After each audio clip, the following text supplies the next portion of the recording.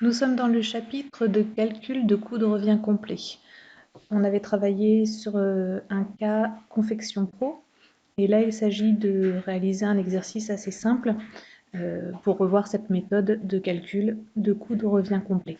Donc l'idée c'est qu'on a une production, ici on fabrique des chaises et on va regarder comment se construit le coût étape par étape, depuis l'approvisionnement en matières premières jusqu'à la distribution des produits aux clients. Alors pour produire ces chaises, on a un ensemble de charges directes qui sont directement imputables à la production et on a aussi des charges indirectes. Ces charges indirectes, on avait expliqué que, par exemple, pour produire, l'entreprise devait avoir des bâtiments, elle doit payer une assurance, et ces charges ne sont pas directement imputables à la production des 4000 chaises dont on parle ici. Mais néanmoins, si on ne paye pas ces charges, on ne peut pas produire non plus les chaises. Donc, on va avoir un tableau de répartition des charges indirectes, dont on vous donne ici juste la fin. On vous donne notamment le total de répartition secondaire pour chacun des centres de production.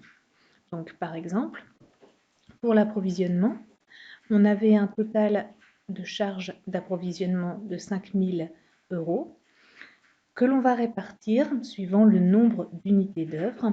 Donc là, on a 7 500 unités d'œuvre. Donc on va pouvoir calculer le coût unitaire de chaque unité d'œuvre. Donc pareil pour le centre de production 1, le pliage des tubes, le centre de production 2, donc l'assemblage, le centre de distribution et le centre administration. Donc on voit que pour produire les chaises, on va d'abord acheter des matières premières. Ensuite, donc ces matières premières, ce sera des planches en mètres carrés et des tubes en mètres. On va plier les tubes pour leur donner une forme. On va assembler les tubes aux planches.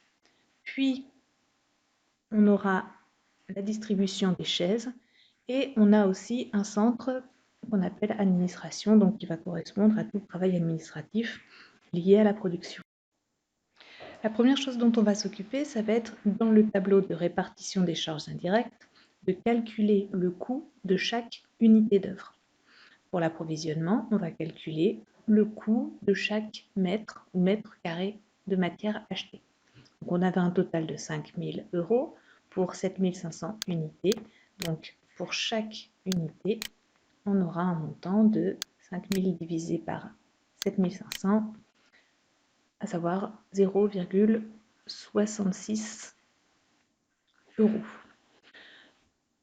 Pour le centre de production 1, le pliage, on a un montant total de 18 750 pour 7 500 € de mètres achetés. Donc chaque mètre acheté va correspondre à un coût unitaire de 2,50 €.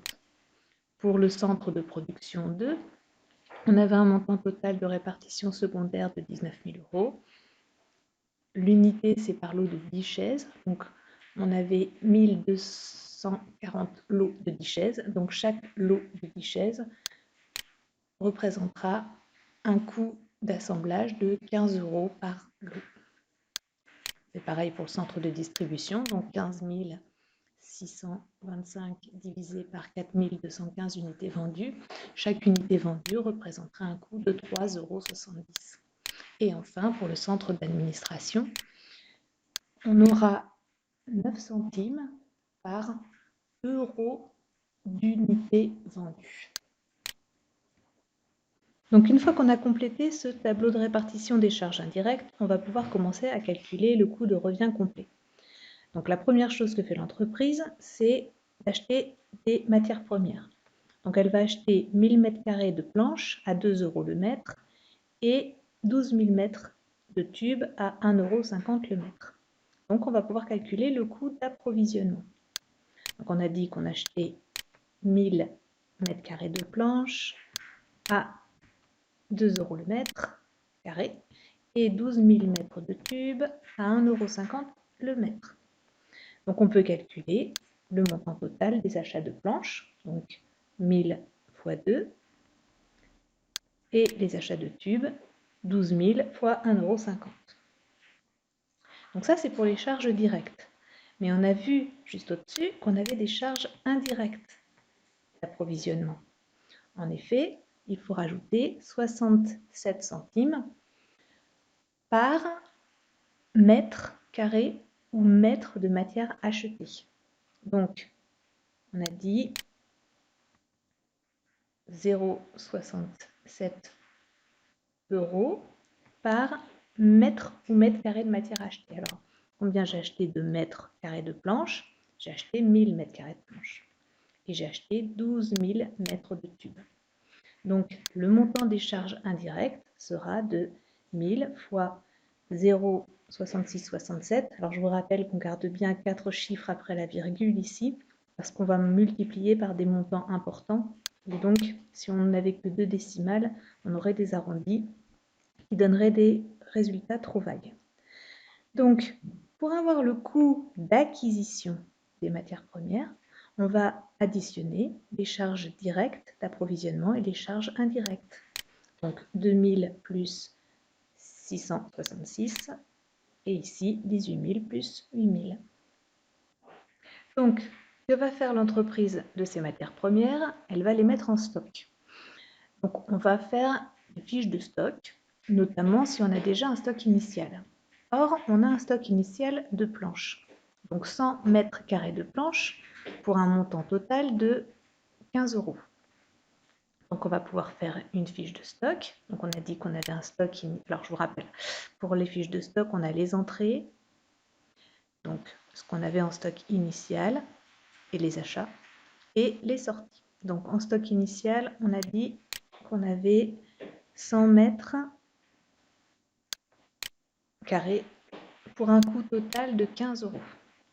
Et les achats du mois, donc pour les planches, on vient de dire qu'on achetait 1000 mètres carrés pour un coût total d'acquisition de 2666 €.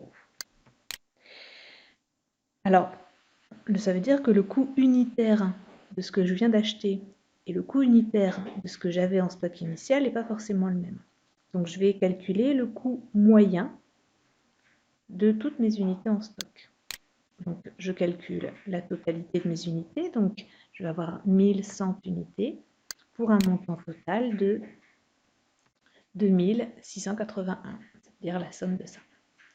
Donc, chaque unité va coûter 2681 divisé par 1100, 2,43 €. C'est le prix auquel j'effectuerai les sorties de mes biens. Alors, combien je vais sortir d'unités? Eh bien, il faut que je regarde pour ma production de 4000 chaises, de combien de mètres carrés de planches je vais avoir besoin. Donc, pour produire une chaise, il me faut 0,25 mètres carrés de planches. Donc, pour faire 4000 chaises, 4000 fois 0,25, ça me donnera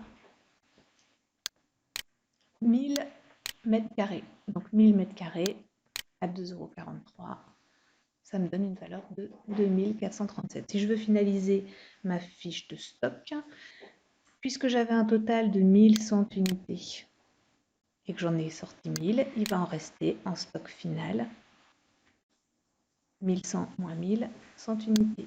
Donc, au même prix. Et donc, je vais avoir un montant total en stock de 2681, comme j'avais précédemment. Donc, l'intérêt de cette fiche de stock, c'est de calculer ce coût moyen unitaire pondéré quand on a des stocks initiaux qui sont à un prix différent des entrées en stock que l'on fait. Donc, pour le tube, par exemple, on n'avait pas de stock initial. Donc, on n'a pas vraiment nécessité de faire une fiche de stock. On sait très bien que chaque mètre de tube, on va le sortir à 26 000 €, le coût total, divisé par 12 000 € pour avoir le coût unitaire. Donc, une fois qu'on a le prix de nos matières premières, on va pouvoir calculer le coût de production. Donc, le coût de production, on sait que on va avoir un coût unitaire pour les planches, donc du montant du coût moyen unitaire pondéré qu'on avait trouvé, donc 2,43 €. Et pour le tube, Donc on avait 26 000 euros pour 12 000 unités, donc 26 000 divisé par 12 000, 2,16 € pour chaque mètre de tube. Donc combien d'unités on a besoin? On a calculé tout à l'heure qu'on avait besoin de 1000 unités de planches. Donc on peut calculer le montant. Et pour le tube, on a besoin de 2 mètres pour une chaise. Donc pour 4000 chaises, on aura besoin de 4000 x 2, 8000 mètres. Donc 8000 mètres à 2 € le mètre, ça nous fait ce montant-là. Donc le coût total d'acquisition des matières premières dont on a besoin, donc planche plus tube, ça nous donnera 19 000 €. Alors à ces charges directes de production vont s'ajouter des charges indirectes liées à l'atelier 1 et à l'atelier 2. Donc pour avoir le montant des charges indirectes, on se réfère à notre tableau de répartition des charges indirectes et on voit que pour le centre de production 1, on a 2,50 € par mètre de tube acheté. Donc 2,50 €, ça c'est le coût unitaire, par mètre de tube acheté, et donc on a acheté, attention, 12 000 mètres de tube. Donc 12 000, ce qui nous donnera des charges indirectes pour l'atelier 1 de 30 000 €. Et pour l'atelier 2, eh bien, on va regarder à nouveau notre tableau de répartition des charges indirectes. On voit qu'on a 15,62 € par lot de 10 chaises. Donc 15,62 €, le coût unitaire, par lot de 10 chaises. Donc comme on a 4000 chaises, ça nous fait 4000 divisé par 10, 400 lots de 10 chaises. Donc le coût total du centre 2, c'est 6250. Donc le total des charges indirectes va nous donner 36 250. Donc si on ajoute le coût d'acquisition, donc ces charges indirectes, aux charges indirectes, 19 000 plus 36 000, on aura 56 121 € de coût de production pour les 4000 chaises fabriquées. Alors ces chaises que je viens de produire, avant de les vendre, je vais les mettre en stock. Donc si j'avais des chaises déjà en stock avant ma production, il faudrait que je fasse une fiche de stock pour pouvoir calculer le coût moyen unitaire de chaque chaise. Or, dans mon sujet, je n'ai pas de chaises en stock au début du projet, donc je ne vais avoir que les 4000 chaises que j'ai rentrées. Donc je ne vais pas faire de fiche de stock parce que je peux très bien calculer le coût unitaire de chaque chaise. Je sais que mon coût de production, c'est ce que je viens de calculer ici, 56 000 € pour 4000 chaises. Donc le coût unitaire, 56 000 divisé par 4000, 14 € par chaise. Alors, il va falloir que je rajoute les charges de distribution. Par exemple, ces chaises peuvent être emballées dans un emballage individuel. Là, ce n'est pas le cas. On ne nous donne absolument aucune charge indirecte, une charge directe de distribution. Par contre, j'ai des charges indirectes ici. J'ai les charges indirectes de distribution et les charges indirectes d'administration. J'ai calculé que mes charges indirectes de distribution s'élevaient à 3,70 € par unité vendue. Or, je vends, on dit qu'on fabrique et on vend 4000 chaises, on vend l'intégralité des chaises produites. Donc, je vais vendre 4000 chaises pour 3,70 € de charges indirectes. Et je vais aussi ajouter les charges indirectes d'administration que l'on évalue à 9 centimes en fonction du coût de production des produits vendus. Donc 9 centimes par euro de produits vendus. Donc 9 centimes par euro de produits vendus. Donc j'ai vendu 4000 chaises. Voilà la production vendue. Donc pour 56 000 €. Donc 56 000 € et mes charges indirectes d'administration représentent 9 centimes par euro de production vendue, soit 5 114 €. Donc je peux faire la somme de tous ces coûts pour obtenir le coût de revient complet. Donc pour mes 4000 chaises, j'ai un coût de revient complet de 75 963 €, ce qui signifie que le coût unitaire de chaque chaise est de 18,99 €. Une fois qu'on a calculé ce coût de revient, on va regarder ce que va nous rapporter cette production par rapport donc au prix de vente des chaises. Donc on a vu que une chaise coûtait pratiquement 19 € à produire. Donc si on vend chaque chaise 26 €, on va regarder quelles sont les marges que l'on peut obtenir. Sachant qu'on va calculer différentes marges, comme la marge sur coût d'acquisition, la marge sur coût de production ou la marge globale, c'est-à-dire le résultat analytique. Alors, on va d'abord calculer notre chiffre d'affaires. Donc, on a vendu 4000 chaises au prix unitaire de 26 €, ce qui nous fait un chiffre d'affaires de 104 000 €. Pour calculer chaque marge, je vais prendre les différents coûts relatifs à ces marges. Pour la marge sur coût d'acquisition, je vais prendre le coût d'acquisition. Pour la marge sur coût de production, je vais prendre le coût de production. Donc la marge sur coût d'acquisition, le coût d'acquisition, il est ici, 19 771. Pour la marge sur coût de production, on prendra le coût de production qui est ici, 56 000, etc. Donc on a dit le coût d'acquisition, 19 000, le coût de production, 56 000, et pour le résultat analytique global, eh bien, on prend le coût de revient complet que l'on vient de calculer, 75 000. La marge, eh bien, c'est la différence entre le chiffre d'affaires et le coût, donc 104 000 moins 19 000 pour la marge sur coût d'acquisition. Le chiffre d'affaires moins le coût de production pour la marge sur coût de production. Et pour le résultat analytique global, le chiffre d'affaires, donc 104 000 moins 75 000. Voilà, ça veut dire que globalement, la production et la vente de 4000 chaises à 26 € pièce va me permettre de gagner 28 000 €.